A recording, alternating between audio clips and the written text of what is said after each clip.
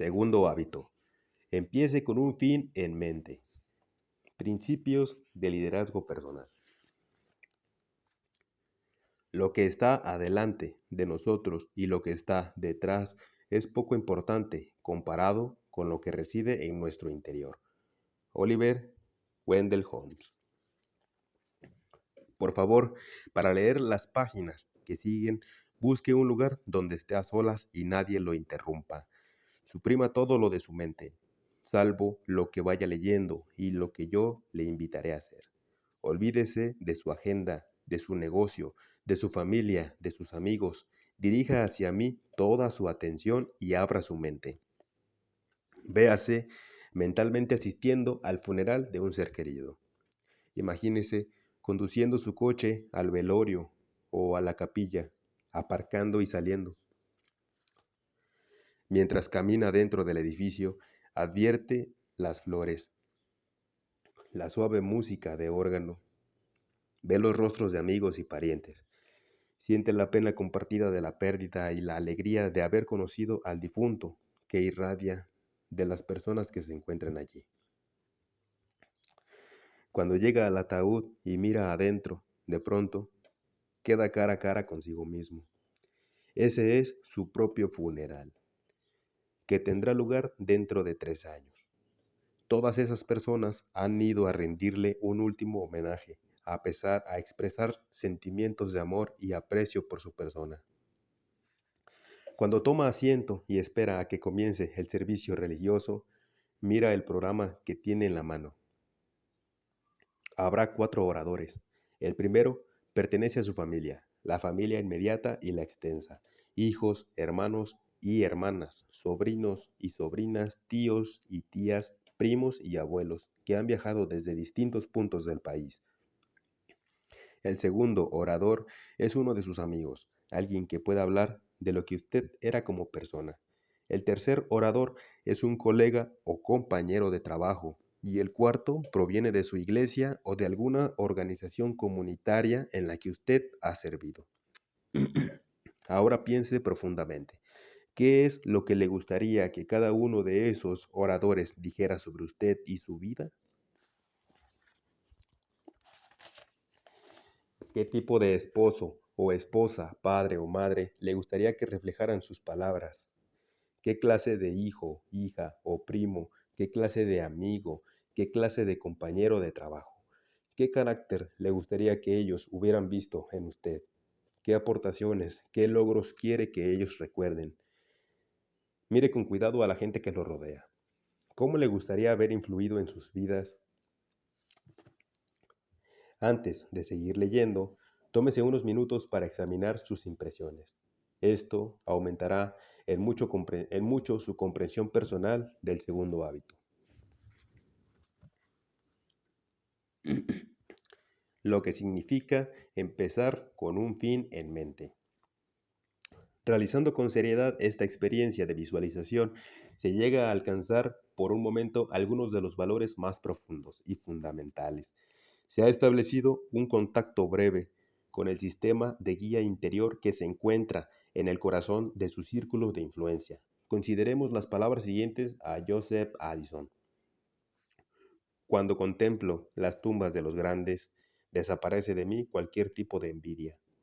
Cuando leo los epitafios de las mujeres hermosas, desaparece todo deseo concebido. Cuando veo el pesar de los padres ante la lápida de un hijo, mi corazón se llena de compasión. Ante las tumbas de esos mismos padres, pienso en la vanidad de sufrir por seres a los que pronto habremos de seguir. Cuando veo a reyes haciendo junto a quienes los destronaron, cuando considero a espíritus ingeniosos rivales colocados lado a lado, y al santo que dividió el mundo con sus protestas y disputas, reflexiono con tristeza y asombro sobre las pequeñas luchas, enfrentamientos y conflictos de la humanidad. Cuando leo las fechas de las tumbas de alguien que murió ayer y de otro que murió hace 600 años, pienso en el gran día en el que todos seremos contemporáneos y realizaremos juntos nuestra aparición. Aunque el segundo hábito se aplica a muchas circunstancias y niveles de vida diferentes, la aplicación fundamental de empezar con un fin en mente consiste en empezar hoy con la imagen, el cuadro o el paradigma de vida como marco de referencia o criterio para el examen de todas las otras cosas. Cada parte de su vida, la conducta de hoy, la de mañana, la de la semana que viene, la del mes que viene, puede examinarse en el contexto del todo, de lo que realmente a usted le importa más, teniendo claramente presente ese fin. Usted puede asegurarse de que lo que haga cualquier día particular no viole los criterios que ha definido como de importancia suprema y que cada día contribuya de un modo significativo a la visión que usted tiene de su vida como un todo. Empezar con un fin en mente significa comenzar con una clara comprensión de su destino. Significa saber a dónde se está yendo, de modo que se pueda comprender mejor dónde se está y dar siempre los pasos adecuados en la dirección correcta. Resulta increíblemente fácil caer en la trampa de la actividad, en el ajetreo de la vida, trabajar cada vez más para trepar por la escalera del éxito y descubrir finalmente que está apoyada en la pared equivocada. Es posible estar atareado, muy atareado, sin ser muy efectivo. A menudo, las personas se encuentran logrando victorias vacías, éxitos conseguidos a expensas de cosas que súbitamente se comprende que son mucho más valiosas. Personas pertenecientes a todos los trabajos, médicos, académicos, actores, políticos, ejecutivos, atletas y fontaneros. A menudo luchan por lograr ingresos más altos, más reconocimiento o un cierto grado de competencia profesional, solo para descubrir que su ansiedad por alcanzar la meta les ha privado de cosas que realmente importan y que ya han quedado fuera de sus posibilidades. Cuán distintas son nuestras vidas cuando sabemos qué es lo que verdaderamente importa para nosotros y manteniendo ese cuadro en mente, actuamos cada día para hacer y hacer lo que en realidad nos interesa. Si la escalera no está apoyada en la pared correcta, cada paso que demos no hará más que acercarnos antes al lugar erróneo. Podemos estar muy atareados, podemos ser muy eficientes, pero solo seremos también verdaderamente efectivos cuando empecemos con un fin en mente.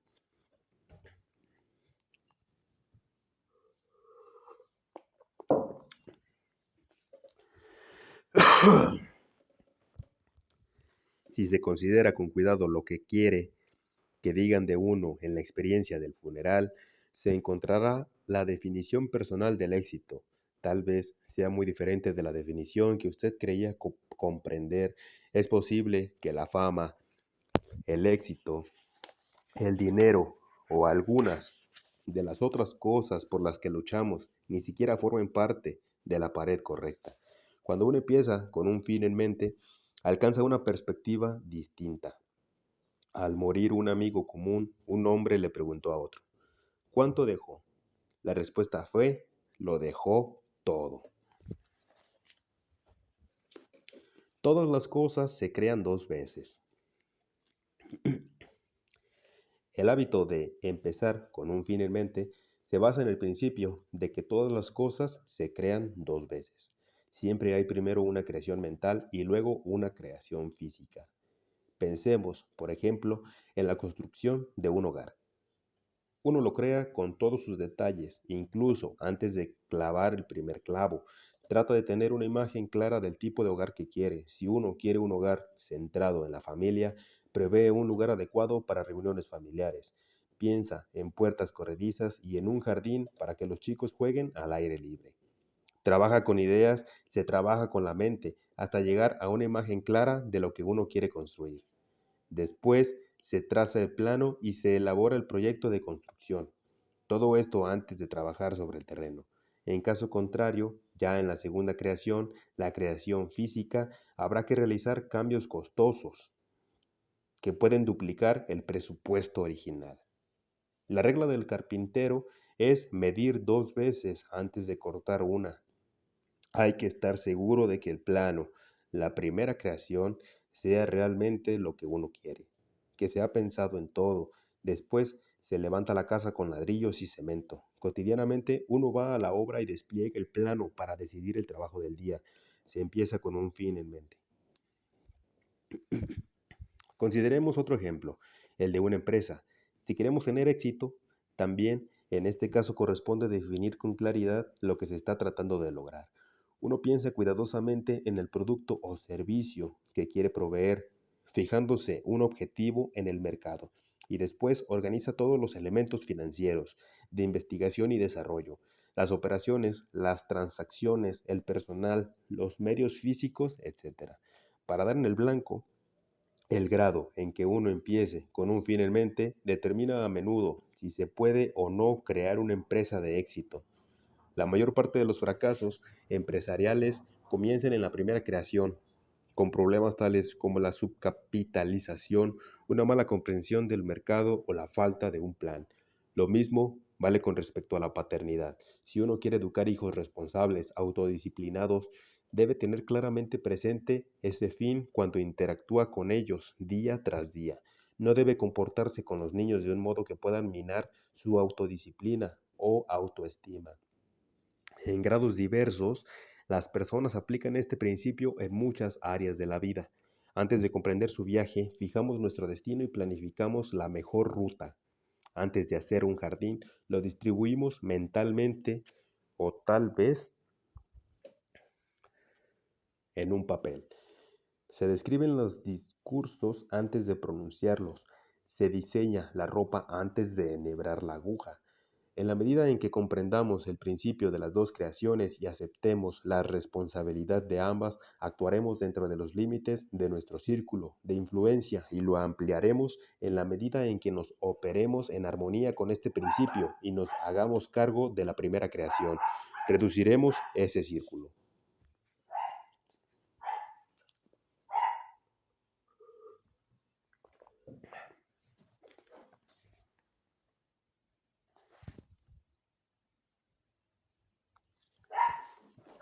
Por designio u omisión.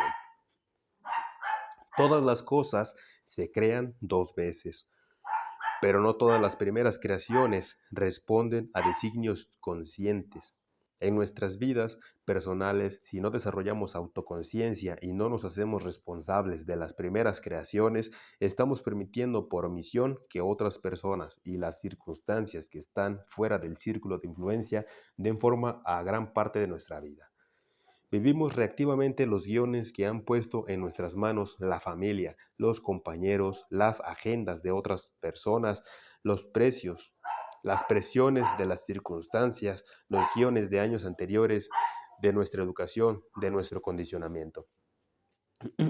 Esos guiones provienen de personas, no de principios, y surgen de nuestras más profundas vulnerabilidades, de nuestra más profunda dependencia respecto de los demás y de nuestras necesidades de aceptación y amor, de pertenencia, del sentido de nuestra propia valía y de la sensación de que importamos.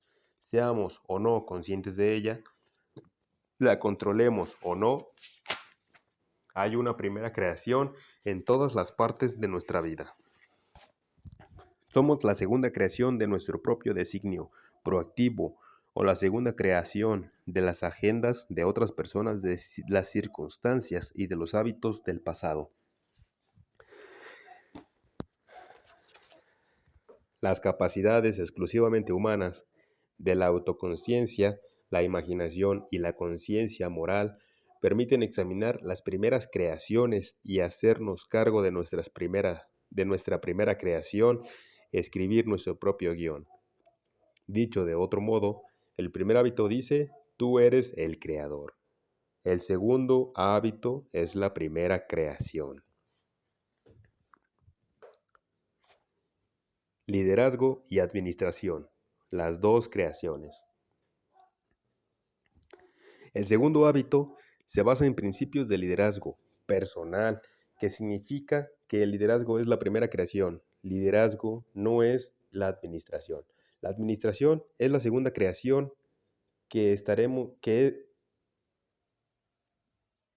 que examinaremos en el capítulo sobre el tercer hábito, pero el liderazgo va primero. La administración se centra en el límite inferior, como puedo hacer mejor ciertas cosas. El liderazgo aborda el límite superior, cuáles son las cosas que quiero realizar. En palabras de Peter Drucker y Warren Bennis, administrar es hacer las cosas bien. Liderar es hacer las cosas correctas. La administración busca la eficiencia en el ascenso por la escalera del éxito. El liderazgo determina si la escalera está o no apoyada en el lugar correcto. Se puede captar rápidamente la importante diferencia que existe entre ambos conceptos, pensando en un grupo de productores que se abren camino en la selva con sus machetes. Son los productores los que resuelven los problemas, los que cortan la maleza y limpian el camino. Los administradores van detrás de ellos, afilando los machetes, escribiendo manuales de política y procedimientos, llevando adelante programas para el desarrollo muscular, introduciendo tecnologías perfeccionadas y estableciendo hojas de trabajo y programas remunerativos para los macheteros. El líder es el que trepa al árbol más alto, supervisa toda la situación y grita, selva equivocada. Pero, ¿cómo suelen responder los ajetreados productores y administradores? Cállate, estamos avanzando. Como individuos, grupos y empresas, estamos a menudo tan atareados cortando maleza que ni siquiera nos damos cuenta de que trabajamos en la selva equivocada y el cambiante entorno en el que vivimos hace del liderazgo efectivo hoy más que nunca un factor crítico de todos los aspectos de la vida independiente e interdependiente. Tenemos mayor necesidad de una visión, una meta y una brújula, un conjunto de principios o instrucciones y menos necesidad de un mapa de ruta. Frecuentemente no sabemos cómo será el terreno que tenemos que atravesar o que necesitaremos para atravesarlo. Mucho dependerá del juicio que formulemos en ese momento, pero una brújula interna siempre nos indicará la dirección.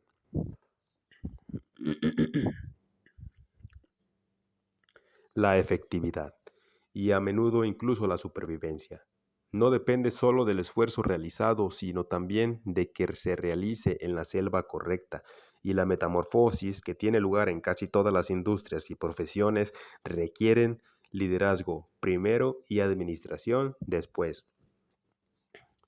El mercado empresarial está cambiando con tanta rapidez que muchos de los productores y servicios que satisfacían los gustos y necesidades del consumidor hace unos pocos años ahora se han quedado obsoletos. El liderazgo proactivo enérgico debe controlar constantemente el cambio ambiental, en particular los hábitos y motivos del cliente, y proporcionar la fuerza necesaria para organizar los recursos en la dirección correcta. Cambios tales como la desregularización de la industria aérea, los costos astronómicos de los servicios sanitarios y la mayor calidad y cantidad de automóviles importados inciden de modo significativo en el ambiente. Si las industrias no controlan el ambiente, sus propios equipos de trabajo y el ejercicio del liderazgo creativo para seguir avanzando en la dirección correcta, ningún tipo de administración experta podrá impedir que fracasen. Una administración eficiente sin un liderazgo efectivo es, según alguien lo ha definido, como alinear las sillas en la cubierta del Titanic. Ningún éxito administrativo puede compensar el fracaso del liderazgo, pero el liderazgo es difícil porque a menudo caemos en paradigmas de administración.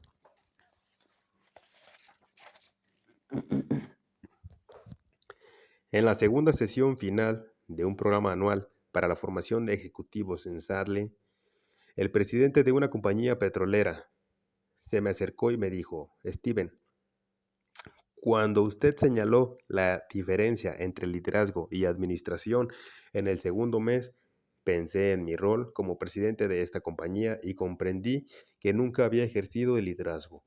Estuve enterrado en la administración bajo la presión de todos los desafíos y detalles de la logística cotidiana, de modo que decidí retirarme de la administración. Puedo conseguir otras personas que se encarguen de ella. quiero liderar realmente mi organización. Fue duro. Sufrí las penurias al dejar de tratar muchas las cuestiones urgentes y apremiantes que tenía frente a mí y que me daban una sensación de éxito inmediato. No obtuve muchas satisfacciones cuando empecé a luchar con los problemas de liderazgo superior, la cultura organizacional, el análisis profundo de los problemas, el aprovechamiento de las nuevas oportunidades. También otros padecieron las penurias del retiro al tener que abandonar un estilo de trabajo cómodo. Echaban de menos mi fácil accesibilidad. Seguían pretendiendo que yo estuviera disponible para ellos, para responder, para ayudarles a resolver cotidianamente sus problemas. Pero persistí, absolutamente convencido de que necesitaba ejercer el liderazgo y lo hice. Hoy en día, nuestra empresa es totalmente distinta. Interactuamos adecuadamente con el ambiente, hemos duplicado nuestras operaciones y cuatriplicado los beneficios. Estoy en el liderazgo. No tengo ninguna duda de que a menudo los padres también están atrapados en el paradigma de la administración y piensan más en el control, la eficiencia y las reglas que en el avance, el propósito y los sentimientos de la familia. Y en nuestras vidas personales tenemos una carencia aún mayor de liderazgo. Pretendemos administrar con eficiencia, estableciendo y alcanzando metas antes de haber clarificado nuestros valores.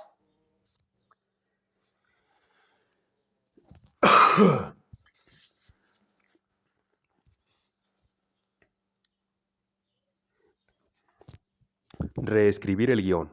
Conviértase en su primer creador. Como ya hemos dicho, la proactividad se basa en el privilegio humano de la autoconciencia. Los dos privilegios humanos adicionales que nos permiten ampliar nuestra proactividad y ejercer el liderazgo personal de nuestras vidas son la imaginación y la conciencia moral. Por medio de que la imaginación podemos visualizar los mundos potenciales que hay en nuestro interior. Por medio de la conciencia moral, podemos entrar en contacto con leyes o principios universales, con nuestros talentos y formas de contribución particulares y con las directrices personales con los cuales podremos desarrollarlos más efectivamente.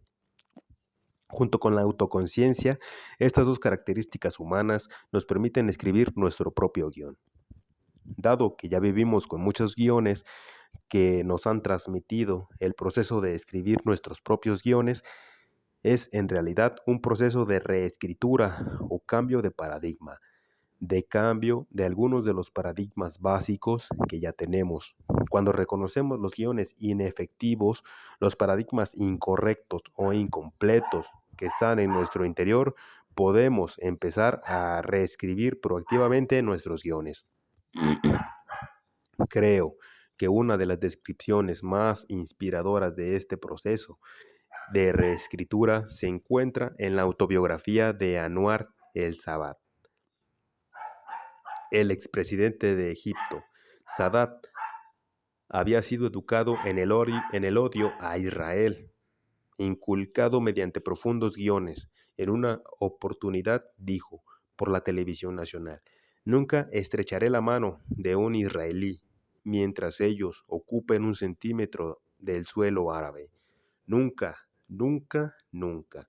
Y multitudes enormes en todo el país corearon: "Nunca, nunca, nunca". En ese guión reunió la energía y unificó la voluntad de toda la nación. Aquel guión era muy independiente y nacionalista y despertó profundas emociones en el pueblo, pero era también muy tonto, y Sadat lo sabía. Aquel guión ignoraba la realidad de la situación peligrosa y sumamente interdependiente, de modo que Sadat lo reescribió. Aquel era un proceso que había aprendido de joven, cuando estuvo encerrado en la celda de aislamiento 54 de la prisión central del Cairo, como consecuencia de su participación en una conspiración contra el rey Farouk. Había aprendido a distanciarse respecto de su propia mente y examinarla para ver si los guiones eran adecuados y sensatos. Había aprendido a vaciar su mente y por medio de un profundo proceso personal de meditación, trabajar con sus propias escrituras, su propia forma de plegaria y reescribirse a sí mismo. Dice en su libro que casi lamento tener que dejar la celda, porque fue allí donde comprendió que el verdadero éxito es el éxito que se obtiene con uno mismo. No consiste en tener cosas, sino en el autodominio, en la victoria sobre sí. Durante cierto periodo de la administración de Nasser, Sadat fue delegado a una posición de relativa insignificancia. Todos creían que estaba espiritualmente acabado, pero no era así. Estaba proyectando en su interior sus propias películas. No lo entendían. Él esperaba su momento. Cuando ese momento llegó, cuando se convirtió en presidente de Egipto y afrontó la realidad política, reescribió su guión respecto de Israel. Visitó la Knesset en Tel Aviv e inició uno de los movimientos hacia la paz más renovadores de la historia del mundo, una osada iniciativa que finalmente condujo a los acuerdos de Camp David. Sadat supo emplear su autoconciencia, su imaginación y su conciencia moral en el ejercicio del liderazgo personal para cambiar un paradigma esencial y en el modo en que veía la situación.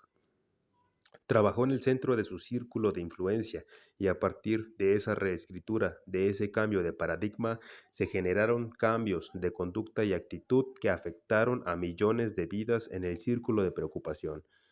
Al desarrollar nuestra autoconciencia, muchos de nosotros descubrimos guiones inefectivos, hábitos profundamente enraizados y totalmente indignos de nosotros, por completo incongruentes con las cosas que verdaderamente valoramos en la vida.